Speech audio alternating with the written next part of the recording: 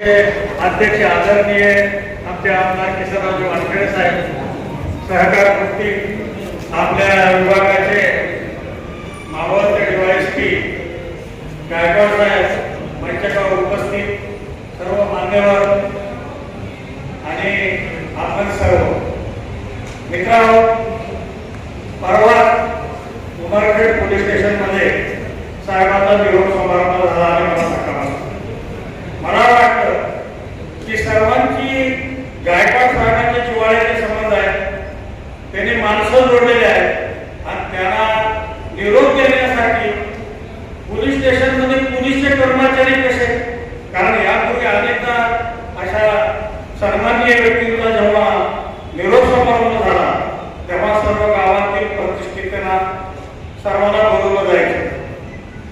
पण ही चूक आहे की नव्हती ती आमच्या सर्वांना माहिती, परंतु मी ते पोस्ट टाकली व्हॉट्सअपवर की साहेबांचा जनमानसामध्ये संपर्क आहे, साहेबांचा चाहता वर्ग आहे आणि त्यांना निरोप देण्याची भावना सर्वांमध्ये असताना हा निरोप समारंभ का घेतला नाही.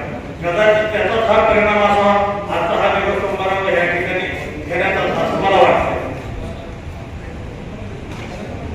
गायकवाड साहेबांना मी येते असल्यापासून बोलवतो, तेव्हापासून पोलीस स्टेशनमध्ये पत्रकार हातात जाण्याचा अनेकदा योग आला आणि आता ते डीवायपी झाले तरी आम्हाला ते डीवायपी कधीच वाटले नाही, कारण ते पीआय कोणते डीवायपी झाले जेव्हा त्यांनी फोन लावायचा तेव्हा बोलावा व्हायचं डायरेक्ट म्हणायचे आणि त्यांचा उमरखेड मध्ये आणि हदगाव मध्ये जवळपास सर्वांशी इतकं जवळचं नातं की ते पर्सनली सर्वांच्या जीवनामध्ये डोकावणारे एक अधिकारी म्हणून मी त्यांच्याकडे हमेशा पाहतो, कारण सर्वांमध्ये मिसळणारा कणखर व्यक्तिमत्वाचा अधिकारी म्हणून त्यांच्याकडे पाहताना मला अभिमान वाटतो.